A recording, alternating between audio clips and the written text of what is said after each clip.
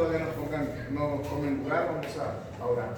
A dar gracias a Dios y que sea Él quien nos hable el día de hoy. Amén. Padre bendito que estás en el cielo, te damos gracias, Señor, por la oportunidad que nos das el día de hoy de estar aquí en tu casa. Padre eterno, gracias porque a pesar de las cosas y retrasos, todo lo que haya pasado, Señor, tú estás en control del servicio y venimos a honrarte a ti, Señor. Hemos dispuesto una hora determinada entre semanas, Padre eterno, para venir a buscarte, para declararte, Señor, que tú eres nuestro Señor de nuestra vida, de nuestro tiempo, de nuestra familia. Padre eterno, y en este momento pido, Señor, de tu sabiduría, de tu Espíritu Santo, Padre eterno, para que use mi boca, mis labios, mi voz, Señor, para que pueda transmitir tu palabra a tus hijos en esta tarde, Señor. Que su entendimiento, Padre eterno, pueda estar despejado de toda atención que sea puesta, Señor, en tu palabra. Te lo pedimos en el nombre de Cristo Jesús. Amén, amén y amén. Muy bien, puede tomar su lugar, hermanos, y pues siguiendo con esta semana que estamos hablando de la benevolencia, ¿verdad? En la dominical, el día miércoles por la mañana habló del mismo tema, la predicación continuó hablando de eso, y pues hoy es nuestra semana de ese tema. Vamos a continuar hablando sobre la benevolencia, y pues quiero que me acompañen abriendo su Biblia en 2 de Timoteo 3, por favor.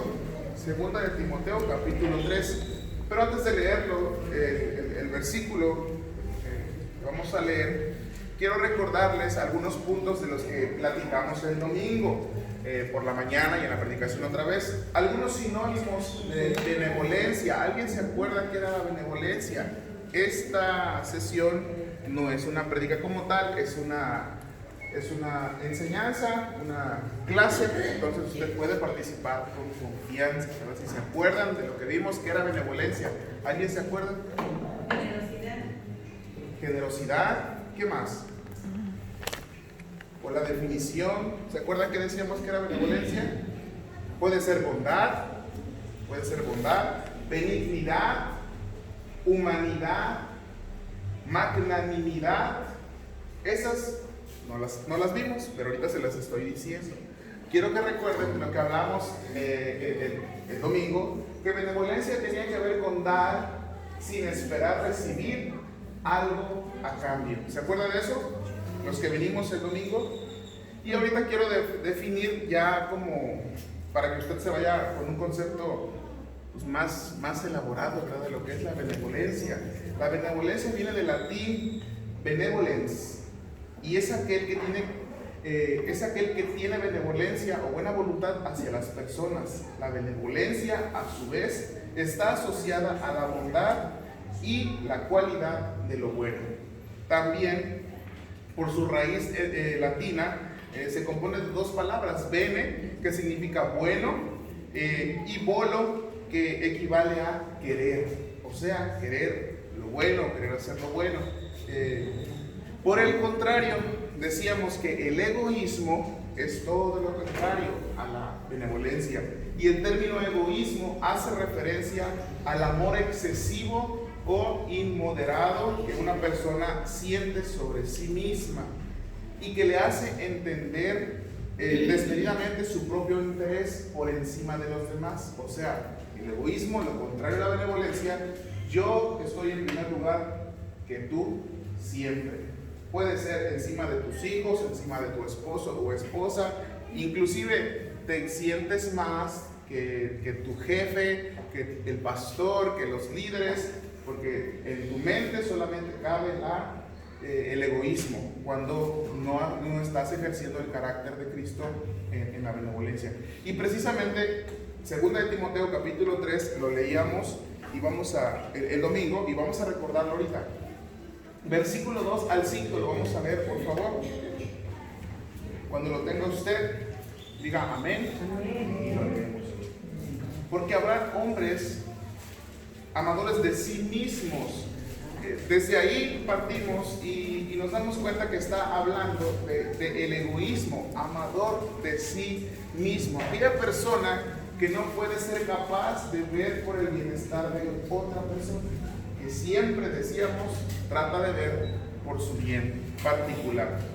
Continuamos, dice, porque habrá amadores de sí mismos, avaros, vanagloriosos, soberbios, blasfemos, desobedientes a los padres, ingratos, impíos, sin afecto natural, implacables, calumniadores, intemperantes, crueles, aborrecedores de lo bueno, traidores, impetuosos, infatuados, amadores de los deleites más que de Dios, que tendrán apariencia de piedad, pero negarán la eficacia de ella. A estos evita. Aquí sí, Pablo está hablando obviamente de predicadores falsos, de personas que no mantienen la sana doctrina, y le está haciendo una recomendación a Timoteo de que tenga cuidado de esas personas. Pero muchas de esas características, aquellas personas que son egoístas, no necesariamente son predicadores o maestros de la Biblia. Esas características que acabamos de leer, muchas veces las personas que no practican la benevolencia las tienen o las tenemos. Yo alguna vez, o muchas veces, me ha pasado que yo fui egoísta. Vi por mis intereses sin importarme lo que opinaran los demás. ¿A usted le ha pasado eso? ¿Quién le ha pasado?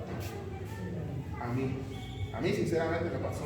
Muchas veces o poquitas veces. A ver, Giovanni. Muchas veces.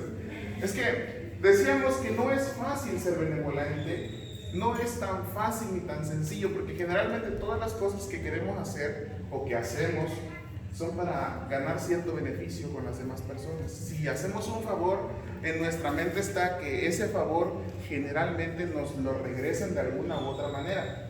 De alguna u otra manera, ¿verdad? Para así ir amarrando y obligando a esa persona a que sea bueno contigo, o a que te preste dinero, o a que te facilite su carro, a que te preste cualquier cosa, porque tú eres bueno con esa persona, o has sido bueno con esa persona, y tú esperas que cuando tú le pidas algo, pues él te lo dé. Pero entonces estás dando con una mentalidad, decíamos, equivocada, o sea, no de benevolencia.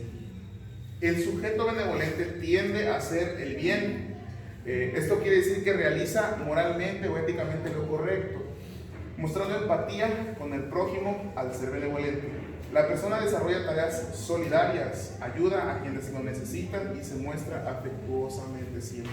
Por el contrario, el egoísmo es un concepto opuesto a la benevolencia o al altruismo.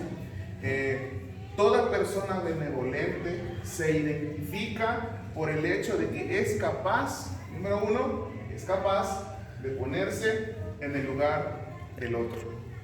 Por ejemplo, cuando usted recibe algo que le han dado, lo natural es que se siente halagado, recibe un obsequio, recibe algunos zapatos, recibe algún obsequio de lo que sea, o un favor que le hacen, usted se siente halagado. Y así como usted se siente, probablemente esa persona desearía o se ha sentido varias veces y le gustaría hasta cierto punto, generalmente nosotros damos obsequios en los regalos, en los cumpleaños, ¿verdad? Generalmente eso pasa. Cuando usted invita, decíamos, a alguien a su cumpleaños, me pasó, ¿se acuerdan que les dije, que les platicaba que hacíamos la lista de invitados y queríamos invitar a aquellos que nos podían regalar algo, ¿verdad? Mañosamente lo hacíamos. Y está mal, porque pues no invitas a aquella persona que realmente podrías tú celebrar con esa persona y que celebre contigo sin ningún interés, ¿verdad? Entonces, cuando buscamos hacer algo bueno, pero que implica que de alguna manera esa persona me retribuya o me compense, después lo estamos haciendo equivocadamente y no nos estamos poniendo en su lugar. Decía Jesús en el consejo que decíamos, que platicábamos el domingo, Jesús aconseja a la persona: cuando tú hagas fiesta, invita al cojo, invita al bullido, invita a aquel que no puede pagarte de la misma manera, porque así la recompensa no la vas a tener de ellos o de él, sino la vas a tener de Dios. Entonces, muchas veces tú y yo hemos estado en situaciones difíciles económicamente hablando, o sentimentalmente hablando, o problemas familiares. Muchas veces tenemos, casi todos tenemos problemas de una u otra índole. Y en eso que situación en la que tú estás psicológicamente a veces te sientes muy derribado o abatido. Tú quieres que alguien más te entienda. Y muchas veces por pena o por vergüenza no expresamos lo que sentimos, ¿verdad? No se lo decimos a nuestros papás, no se lo decimos ni al pastor. Y eso pasa generalmente también cuando hay pecados ocultos en tu vida, en mi vida. En mi vida había pecados ocultos, yo se los he contado a los jóvenes. Si a usted le interesa saberlos, tiene que ir a las clases de los jóvenes. Pero generalmente, cuando hay pecados ocultos, tienes una culpabilidad dentro de ti y nadie te entiende muchas veces y tú quisieras que alguien te entendiera, ¿verdad? Es entonces cuando tu testimonio personal, que es en Cristo Jesús, puede ser de mucha utilidad para otras personas cuando tú lo compartes a otras personas. Cuando tú le dices, mira, ¿sabes qué? Yo batallaba con la mentira y era muy mentiroso, a pesar de ser cristiano, era muy mentiroso. Y lo empiezas a contar, se lo dices, ¿no? Y era tan fácil mentir. Y hacía esto. Tú te estás poniendo en el lugar de esa persona que se lo estás contando porque posiblemente en un remoto caso existe esa posibilidad de que esa persona esté batallando con ese mismo pecado. Estoy diciendo un ejemplo nada más, pero puede ser la lujuria, puede ser la fornicación, puede ser el adulterio, pueden ser muchas cosas. Pero tú te estás poniendo automáticamente en la persona, en el lugar de esa persona al expresarle algo con lo que tú batallaste en tu vida y que ahora le va a servir o le puede servir a alguien que lo está escuchando. Pero si no hay nadie dentro de la iglesia, dentro del cuerpo de Cristo que diga, mira, ¿sabes qué? Me paro aquí enfrente y digo, hermanos, yo antes era adúltero y cometí adulterio aún estando casado. Es un ejemplo, acuérdense, yo estoy soltero, hermanos, pero es un ejemplo. Yo me trato de poner en el lugar de cierta persona que está batallando con eso. Yo no lo sé muchas veces, pero el Espíritu Santo y Dios lo sabe. Pero hoy en día, desafortunadamente, nadie se quiere poner en el lugar de otra persona. Muy pocas personas son las que están así. Y es que sucede mucho que tenemos vergüenza de decir nuestros pecados anteriores porque muchas veces vivimos todavía en esa condición. Nos da vergüenza contarlo porque todavía batallamos con eso. Una persona que ya es libre de un pecado, de la pornografía, de la fornicación, del adulterio, de cualquier tipo de pecado, generalmente no ocupa su testimonio personal para compartirlo a otra persona porque sabe que está batallando todavía con eso. Sabe que todavía le es infiel a su novia, a su esposa. Sabe que todavía tiene mensajes en el celular, ¿verdad? Que no se los puede enseñar a su esposa porque pues le va a caer en el teatrito o cosas de ese tipo. Pero cuando tú ya eres nuevo en Cristo, nueva criatura eres, las cosas viejas pasaron, se supone que pasaron, ya no cometes los mismos pecados que antes. Y tú tienes la facilidad de ponerte ahora sí en el lugar de esa persona y decir, ¿sabes qué? Yo batallé con lo que tú estás pasando. En los matrimonios, yo no sé, ahora veo, mis padres han estado siendo de bendición para los matrimonios aquí en la iglesia, para matrimonios en otros lados, y ellos pueden decir, ¿sabes qué? Yo antes pasé por eso que tú estás pasando. Yo sé lo que se siente estar pasando lo que tú estás pasando. O sea, tú estás sintiendo o sabes cómo se sintió esa persona con lo que tú estás pasando. Pero hoy en día casi no hay modelos de personas que se atrevan a decir eso. Yo era antes de conocer a Cristo, o aún conociendo a Cristo, ¿verdad? Nada más lo conocía de oídas, como decía Job. Yo nada más lo conocía y me sentía cristiano. Pero hoy que me ha transformado, yo ya no vivo de la misma manera. Y te puedo entender a ti que estás batallando con tu pecado. Una persona que es benevolente no intenta justificar al que tiene delante, sino que simplemente intenta comprenderlo y ver qué haría él en su misma situación. ¿Tú ya pasaste esa situación difícil? ¿O ese pecado ya lo superaste? ¿Qué es lo que hiciste para salir? No, pues me puse a orar y a orar. No, pues nada más leyendo la Biblia. No, hay más cosas que hiciste. Te aferraste a Dios, a las promesas de Dios. Hiciste más cosas. Bueno, eso tú lo puedes ocupar para bendecir a otra persona también. Recordemos que esto de benevolencia no significa nada más bendecir a otras personas con tu tiempo ni con dinero. Repito, no nada más con dinero, sino que con tu tiempo y con tu energía muchas veces. Entonces, de ahí se puede decir, por lo tanto, que aquel también se identifica por ser alguien tolerante con el resto. ¿A ti alguna vez, mientras estabas de pecador aún siendo cristiano, ¿verdad? O antes de ser cristiano, pues te hubiese gustado que alguien te dijera cómo salir de esa condición? O lo más probable es que te diga ahorita, o que tú estés en la necesidad de que alguien te diga cómo vas a salir de ese pecado en el cual estás hoy en día todavía. Pero ¿en quién te apoyas? Si muchas veces tienes vergüenza de decirlo o de contarlo, ¿en quién te apoyas? ¿A quién le puedes confiar eso? Ay, no, es que si me cuento, ya no me van a ver igual. El pastor que me va a banquear, el pastor va a hacer esto, ¿verdad? No. Tú tienes que ser capaz de confesar tu pecado primero delante de Dios. Primero es delante de Dios, arrepentirte de corazón, buscar a alguien que te ayude, que sea tu mentor, para que seas un discípulo realmente de Cristo. Identificar a alguien y ser tolerante con esa persona. O sea, cuando tú te animas a contarle una situación a esa persona tiene que ser capaz. Primero tienes que ver que viva una vida como cristiano, genuino, ¿verdad? Pues no se lo puedes contar a cualquier persona. Tiene que ser una persona que tú veas y que su vida refleje que Cristo está en su vida, ¿no?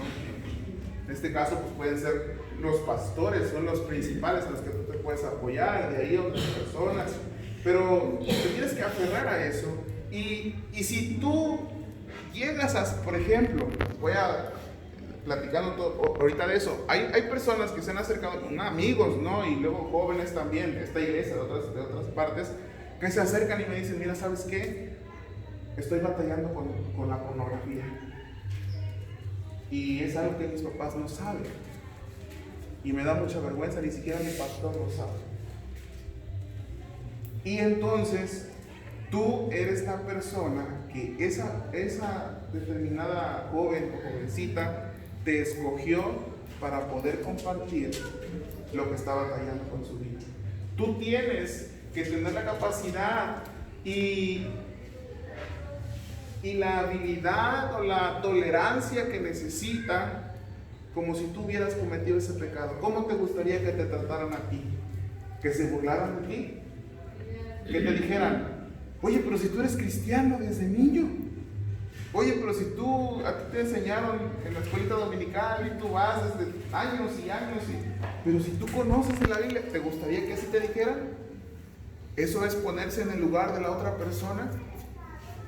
Tú estás siendo elegido para ser guía de otro, posiblemente. Han tenido la confianza de abrir su corazón contigo y contarte su situación. ¿Cómo te gustaría que te trataran a ti? ¿Que se regara el chisme por todos lados?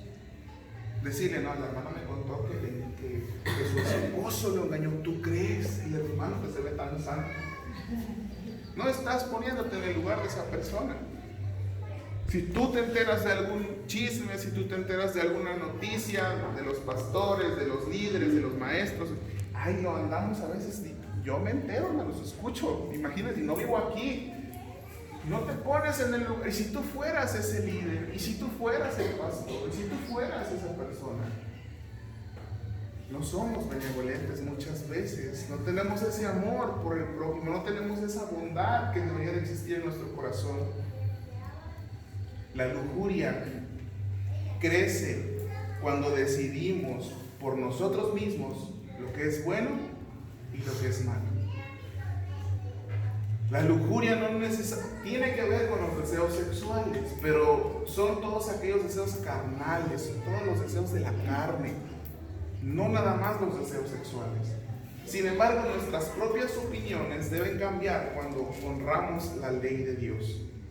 Pablo indica esto al escribir, por favor, Romanos 7:7. Acompáñenme a ver lo que dijo Pablo. En la segunda parte del texto, lo voy a leer yo porque ustedes lo tienen ahí.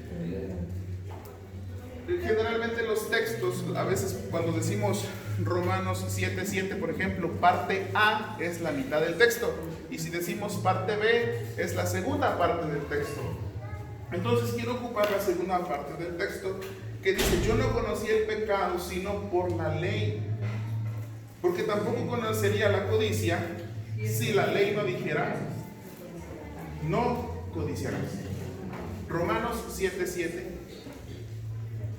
Yo no conocí el pecado sino por la ley, porque tampoco conocería la codicia si la ley no dijera: no codiciarás.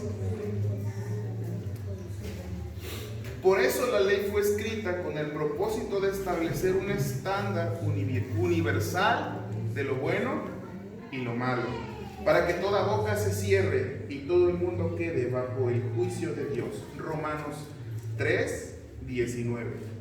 Para los que están apuntando, lo pueden ir escribiendo y lo revisan en su casa, porque es un tema muy interesante y está un poco extenso. Romanos 3:19 dice: para que toda boca, la parte B del texto otra vez, para que toda boca se cierre y todo el mundo quede bajo el juicio de Dios. O sea, Dios estableció una ley moral en el Antiguo Testamento, en la cual nosotros nos recordamos ahorita son los 10 mandamientos. Esa ley moral de Dios, muchas veces como cristianos queremos y desearíamos que ya no nos rigiera. Y aunque sabemos que no estamos sujetos a la ley, aunque sabemos que ya somos justificados y Cristo nos regaló esa vida perfecta en nosotros, para nosotros ya no estar sujetos a la ley, nosotros necesitamos esa ley moral para que usted se dé cuenta que robar, matar y todos los pecados que de la ley moral de Dios sean entendidos por usted, para que Cristo realmente sea su Señor y usted sea hijo de Dios. Dios dio 3 sistemas legales diferentes a la humanidad. Para los que están apuntando, esto es muy interesante. El primero fue dado a la pareja, a Adán y a Eva. Y eso lo podemos ver en Génesis 1:20. ¿Alguien podría leerlo, por favor? Génesis 1:28 al 30. Génesis 1:28, 29 y 30. Ese fue el primer sistema legal que le dio a la humanidad Dios. Le dio 3 diferentes y vamos a ver ahorita esos 3. El primero fue dado a Adán y Eva. Alguien, por favor, que ya lo tenga y pueda leerlo. Y los bendijo Dios y les dijo Dios: fructificad y multiplicaos, llenad la tierra y sojuzgadla, y señoread sobre los peces del mar, y sobre las aves de los cielos, y sobre todas las bestias que se mueven sobre la tierra. Y dijo Dios: he aquí que os he dado toda planta que da semilla, que está sobre la faz de toda la tierra, y todo árbol en que hay fruto de árbol que da semillas os será para comer. Y os he dado a toda bestia de la tierra, y a todas las aves de los cielos, y a todo lo que se mueve sobre la tierra en que hay vida. Y toda planta verde le será para comer. Y fue así. Ok, rápidamente nada más. Ahí Dios les está diciendo a Adán y Eva cómo iban cuál era lo que tenían que hacer mientras estaban aquí en la tierra, en el Edén. Ustedes van a gobernar la tierra, van a gobernar a todo lo que yo creo, ustedes van a ser los administradores y se van a alimentar de las plantitas. Todos los animales también, a Adán y a Eva le dijo que de los árboles, las frutas y las plantas. Y a los animales, todos los animales se iban a alimentar solamente de las plantas. ¿Sale? La segunda parte, el segundo fue dado a la nación de Israel. Y eso es lo que le estaba comentando hace ratito, la ley moral de Dios, que está en Éxodo 20 del 3 al 19. Son los 10 mandamientos. Usted creo que ya se lo sabe, pues ya no puede ser que lo lea, pero por lo tanto amarás al Señor tu Dios sobre todas las cosas. Bueno, poner en orden, ¿verdad? Pueden decir, que no se lo sepan, Giovanna se lo sabe en orden. No, estos son los 10 mandamientos. Está en Éxodo 20, del 3 al 19. El tercero fue dado a todas las naciones.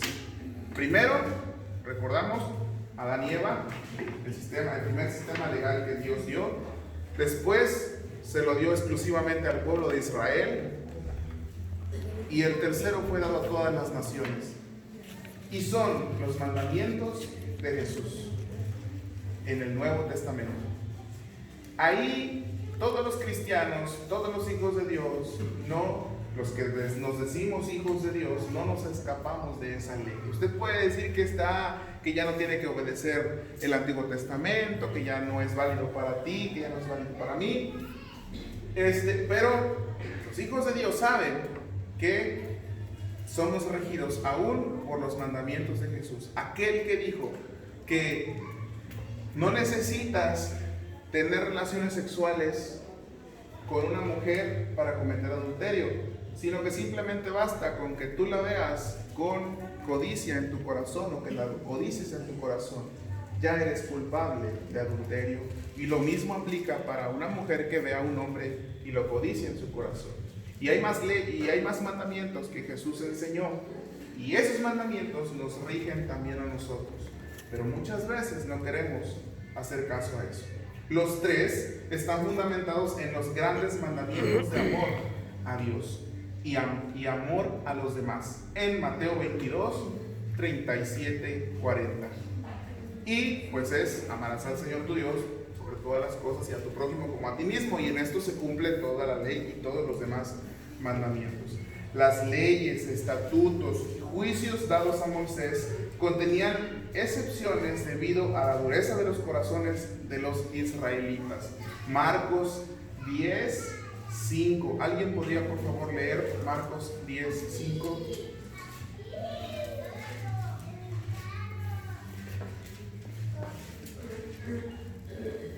Y Jesús respondiendo les dijo: por la dureza de vuestro corazón os escribió este mandamiento.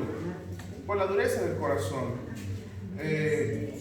Era permitido lo del divorcio y otras cosas, ¿no? Las leyes, estatutos, juicios dados a Moisés contenían excepciones debido a la dureza del corazón de Israel. Sin embargo, la gracia y la verdad vinieron a través de Jesucristo, de tal modo que tuviéramos el poder de Dios para guardar sus mandamientos. Esto es interesante porque analice ahorita su vida, así que lo que estamos platicando, ¿qué tiene que ver con benevolencia y tanto rollo? Pues al final lo vamos a ver por qué, ¿verdad? Pero analiza tu vida. Si tú no eres capaz de obedecer ni agradar a Dios con tu vida de acuerdo a las leyes de Dios que nos rigen a los cristianos, se va a escuchar raro, no raro, sino fuerte lo que voy a decir. Pero yo no lo digo, lo dice la Biblia. Si tú no eres capaz de obedecer los mandamientos y sujetarte a la voluntad de Dios y creer que nosotros estamos gobernados por los mandamientos de que Jesús, lo más probable es que aún no seas hijo de Dios. ¿Por qué? O aún no tengas el Espíritu Santo morando en ti, por lo tanto. Porque tú no vas a poder nunca obedecer la ley de Dios si el Espíritu Santo no está contigo. Nunca vas a poder dejar de mentir, nunca vas a poder dejar de robar, nunca vas a poder dejar de engañar, de cometer fornicación, adulterio y toda la ley. No la vas a poder obedecer nunca, nunca, nunca. ¿Quién fue el único que sí pudo obedecer la ley completamente? Jesús. Y no hay otro humano que la haya podido cumplir. Es por eso que tú y yo lo necesitamos en nuestra vida, porque Él cumplió la ley, en Él cumplió los mandamientos, y ahora nosotros somos justificados delante de Dios por la vida de Jesús. Pero Él dice: bueno, si me amáis, guardáis ¿qué? ¿Y por qué dice eso si nosotros ya no estamos obligados a cumplir? Porque tu vida tiene que vivir en obediencia, en evidencia y en obediencia a que tú realmente eres un hijo de Dios. Esa consecuencia natural de que tú eres un hijo de Dios te la da el nuevo nacimiento. Eres una nueva criatura, las cosas viejas pasaron y todo lo que dice la Biblia entonces cobra sentido en tu vida. Porque ya no vivo yo, mas Cristo vive en mí. ¿Verdad? Y todo lo que explican los apóstoles, Pablo en sus cartas, tiene sentido ahora para ti. Y ya no te son costosos ni son una carga para ti los mandamientos, porque tú entiendes que mentir está mal, tú entiendes que robar está mal, tú entiendes que no ser benévolo está mal. O sea, hacer las cosas siempre pensando en ti es egoísmo y eso está mal. No es conforme al carácter de Cristo. Si tú no entiendes que necesitas nacer de nuevo primero, de nada sirve todas las clases de carácter que podamos tener. No vamos a tener el carácter de Cristo, porque necesitas al Espíritu Santo en ti, necesitas nacer de nuevo. Necesitamos entender que somos regidos por los mandamientos, está bien, no de la ley, los de Cristo, que todavía son más alto nivel que los de la ley de Moisés. Porque ciertamente no seremos juzgados ya por esos mandamientos, porque Dios, Jesús ya los cumplió. Pero ¿qué crees? La evidencia de que tú eres hijo de Dios, de que tú eres cristiano, o sea, seguidor de Cristo, es que obedezcas los mandamientos de Jesús. Eso es naturalmente. Y por lo tanto, al obedecerlos y a poner en práctica y a empezar a vivir la vida cristiana como lo marca la Biblia, no como yo lo crea, como yo lo quiero, tú vas a empezar a tener el carácter de Cristo. Con lo que vimos desde el principio que iniciamos con estas lecciones. Primero era, ¿se acuerdan de la primera lección? Una de ellas era atención, la otra ¿cuál era? Ahorro, benevolencia, y vamos a seguir enseñando más de este tipo de conforme al carácter de Cristo. Pero no tiene sentido seguir hablándolas si tú no las empiezas a vivir en tu vida. Jesús nos envió a enseñar los 10 mandamientos, no enseñó a enseñar los 10 mandamientos o la ley de Moisés. Nos enseñó a obedecer sus mandamientos. Mateo 28:20, parte de la gran comisión. Por favor, alguien que no lea.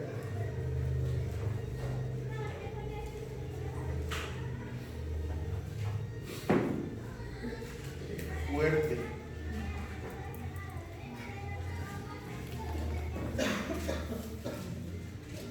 Mateo 28:20.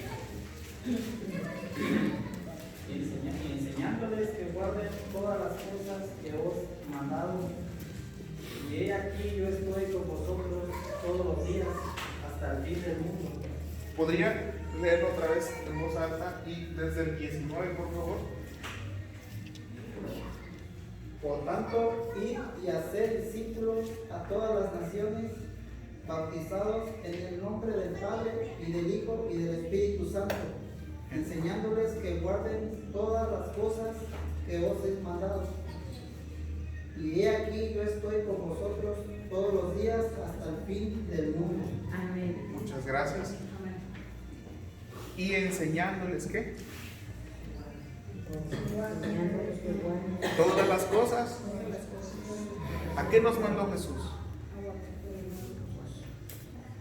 ¿Me podrían decir al menos 3 mandamientos que Jesús enseñó en el Nuevo Testamento? ¿Alguien podría participar y decirme 3 al menos? Hay muchos, solo necesito 3 que Jesús haya enseñado. Amarás a Dios, amarás a tu prójimo y honrarás a tus padres. ¿Ok? ¿Alguien más? Eso es excelente. Son parte de los que Jesús enseñó. Eran parte todavía de la ley de Moisés. Pero algo más que enseñó Jesús. Orar por los que los persiguen. Orar por los que los persiguen y los maldicen. ¿Qué otro? Si tu enemigo tiene hambre, dale de comer. Si tu enemigo tiene hambre, dale de comer. ¿Qué más? ¿Otra más? Hacerse cargo de las viudas y de los huérfanos. Hacerse cargo, dijo Giovanna, para los que no escucharon, de los huérfanos, de los viudos, de las viudas. Ya dijimos. Pero bueno, así como este ejemplo, hay más. Y los apóstoles recuerdan muchos de ellos y dicen, por ejemplo, no matarás, pero cualquiera que aborrezca a su hermano en el corazón y le diga tonto o otras palabras más fuertes o lo odie en su corazón, dice que ya es culpable de homicidio. Imagínate. Y hay muchos de ese tipo. Pero bueno, no tenemos por qué cumplir la ley mosaica, es verdad, pero sí tenemos que cumplir lo que Jesús vino a enseñar. Y dijo Jesús también en otra parte, me parece que está en Mateo 5, no recuerdo el versículo, pero él dijo, y todo aquel que enseña a no guardar los mandamientos será chiquito en el reino de los cielos. Para mí ese texto se me hace muy interesante, porque dice no va a perder la salvación, no está hablando de que no va a ser salvo. Dice que cualquiera que enseñe a no cumplir la ley de Dios va a ser chiquito en el reino de los cielos. Pero todo aquel que enseñe a cumplir y a obedecer la ley de Dios va a ser grande en el reino de los cielos. Aplicación personal. Quiero hacerte unas preguntas para que reflexiones tú nada más. ¿Has cumplido la ley de Dios por encima de tus propias opiniones de lo bueno o lo malo? ¿Has leído los 3 sistemas legales que Dios le ha dado a la humanidad? Te los recuerdo. Primero a Adán y Eva, el segundo al pueblo de Israel y el tercero a toda la humanidad, a todos nosotros en el Nuevo Testamento con las leyes de Dios, de Jesús. Ahora puedes entender cómo aplicarlos en tu vida, de alguna manera esos 3. Me doy cuenta de que cuando nací de nuevo, al arrepentirme de mis pecados, para no pecar más, me identifiqué con la vida de Jesús, su muerte y resurrección, porque sabemos que un día también nosotros volveremos a vivir, ¿verdad? Amén. Amén. Pero también con su perfecto cumplimiento de la ley. Estoy meditando en la ley de Dios de día y de noche para poder experimentar la prosperidad y el éxito que Él promete a través de ella.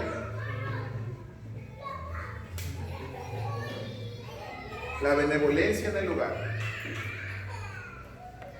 Tratar a cada miembro de la familia con el mismo respeto que tratas a aquellos que no te conocen. Muchas veces tu hijo ve que tratas mejor, o tu hija ve que tratas mejor a un desconocido que a tu esposa, o que a tu esposo, o que tratas mejor a esa persona que se supone que no es de tu familia, que a tus propios hijos. Y no significa que no trates bien a la otra persona, no significa que tú entiendas y te pongas en el lugar de tu esposa, que tú te pongas en el lugar de tu esposo, que te pongas en el lugar de tu hijo, que te acuerdes cómo sufrías cuando tu papá no te daba el tiempo que tú necesitabas, que te acuerdes cómo tú no tuviste posiblemente un ejemplo de padre, un ejemplo de madre, cómo se sienten tus hijos, les estás dando la misma vida. Ponte en su lugar, porque tú una vez estuviste, si fuiste niño. Considerar las labores domésticas, tales como la preparación de los alimentos, el lavado de los platos, de la ropa, como un acto de amor por la familia. ¿Cómo demostramos nuestro amor y nuestra benevolencia? Preocuparse más por el desarrollo del carácter de otro miembro de la familia que por sus logros materiales. Muchas veces, fíjense, hay muchas familias que están muy felices y contentos porque sus hijos tienen trabajos estables y buenos, muy bien pagados. Y ellos creen que son exitosos o exitosas porque son así. Pero cuando vas a su intimidad y cuando tú hablas con esa persona, pues sí es cierto, no les falta de comer, no les falta casa, no les falta auto posiblemente, pero su matrimonio está destrozado. Su relación con sus padres no es la ideal. Nos hemos querido muchas veces ganar las cosas materiales en lugar de hacer tesoros en el cielo, como enseñó Cristo, Jesús. Por eso nos tenemos que preocupar por el desarrollo del carácter de nuestros hijos, de sus hijos. Primero como padres, el carácter de Cristo en mí, el carácter de Cristo en mi esposa, y después desarrollar el carácter de Cristo en los hijos también, en los niños, en los jóvenes, en los adolescentes. Y no concentrarse nada más en que tu hijo o tu hija termine la carrera, o tenga un buen trabajo, o tenga... Eso es bueno, hay que hacerlo, es excelente, pero ¿de qué sirve ganar al mundo si al final vas a perder su alma o se va a perder en el infierno? Concéntrate en las necesidades y deseos interiores de los demás, en lugar de buscar en forma egoísta el éxito propio mediante la satisfacción de ambiciones personales. Las recompensas de que tú hagas esto es la aprobación, el cuidado desinteresado por los demás abre las puertas de su corazón. Cuando tú ayudas a una persona que no tiene la manera de devolverte el favor, aún así esa persona va a tratar te va a tratar de una manera tan especial, porque él no va a saber cómo pagarte. Yo no sé, a mí me han invitado a comer a comunidades de escasos recursos, que no tienen mucho dinero, y a pesar de que tengan lo que tengan, cuando llega un invitado te pasa, casi te quieren quitar la silla para que te sientes y te la empujan y te la acomodan, y el poquito frijol, el poquito pan o lo que sea que tengan, generalmente te lo dan, son bien bondadosos, ¿verdad? Son bien dadivosos. Y cuando tú más vas y los ayudas, no, hombre, se desbaratan. La próxima vez que vas a visitarlos no saben cómo pagarte, y otra vez te quieren dar un pollo, te quieren dar huevos, te quieren dar muchas cosas, no saben cómo pagarte. Pero tú tienes que tener ese corazón, no ayudar a esa persona para no esperar que te dé algo, sino siempre que tú ayudas a alguien, debes de hacerlo de una manera sin esperar nada a cambio. La mejor ayuda que tú puedes hacer es aquella a esa persona que jamás te va a poder pagar lo que hiciste por él. Porque vas a abrir los corazones de esas personas, vas a abrir el corazón de tus hijos, de tu esposa, de tus familiares, de tus conocidos, de tus vecinos. También otro de los beneficios o las recompensas de la benevolencia es la paz y la seguridad. Cuando las personas se interesan sinceramente por los demás, se conquista el egoísmo. Cuando alguien busca el bien de los demás, desea proteger su integridad física y sus sentimientos en lugar de dañarlos. Decíamos hace ratito y hablábamos de cómo te trataron a ti cuando eras niño, cómo te trataron cuando en tu juventud, o cómo estás tratando hoy a tu esposo o a tu esposa. Cuando tú eres benevolente, decíamos, te pones en el lugar de esa persona y tratas de entender lo que está sintiendo. ¿Cómo crees que se sienta ella cuando tú la tratas de esa manera? ¿Cómo se siente él cuando tú lo tratas de esa manera? ¿Te gusta sentirte de la misma manera? Tú te vas a preocupar por esas personas, por su integridad física, o sea, que se sienta en todo tiempo bien, y en sus sentimientos también, en lugar de dañarlos.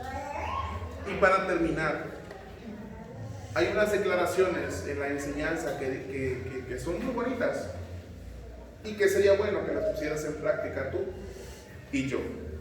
Yo decido ver las necesidades de otros tan rápidamente como veo las mías.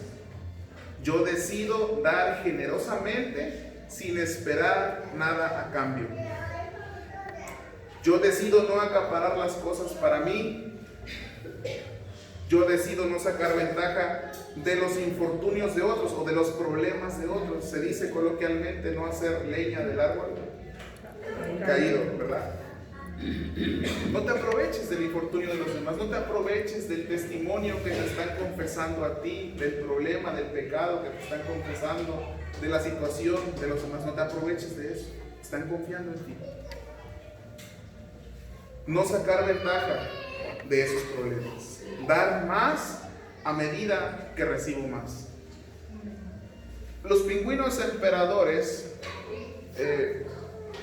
el papá, más bien el macho del pingüino emperador es muy curioso porque él es el que se encarga de la incubación del huevo en lugar de la mamá. La mamá lo único que hace es pues estar con el papá, pone los huevos y se olvida del huevito. Viene el papá, el pingüino emperador, y pues se lo incuba durante 2 o 3 meses. Él se la pasa ahí día y noche, no le importa, porque está viendo por el bienestar de 2 seres en ese momento. El primer ser que está cuidando es su hijito o sus hijitos posibles que va a tener, y el segundo por el cual está velando es por el bienestar de su esposa o pingüina, porque la pingüina se encarga, ella pues está bien relajada, porque a diferencia de nosotros los humanos y las mujeres, pues lo único que hizo pues fue el huevito y eso es todo. Y el que se encarga de incubarlo es el pingüino emperador, el macho.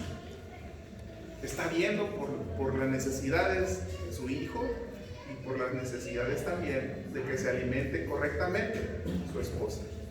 Ese es un pequeño ejemplo de un modelo de familia bíblico hasta cierto punto, en el cual el hombre es el encargado de ver por el bienestar de su esposa y de sus hijos. Decía en la conferencia, en el seminario que estábamos dando el domingo, no es cierto, el sábado, tú hombre y tú varón vas a responderle a Dios, tú le vas a responder a Dios por tu trato a tu esposa y a tus hijos. Básicamente, tu esposa o tu mujer le vas a responder a Dios por cómo tratas a tu esposo y por cómo educaste también a tus hijos. Y los hijos van a responder a Dios por la obediencia y la honra que le han dado a sus padres. Pero el responsable de la familia siempre ha sido y será bíblicamente el hombre o el varón, porque a él le dio esa tarea. Dar más a medida que recibo más. Vamos a ponernos de pie, vamos a dar gracias a Dios por su palabra, porque Él cuida de nosotros, Él ha sido bueno y nos enseña que necesitamos crecer en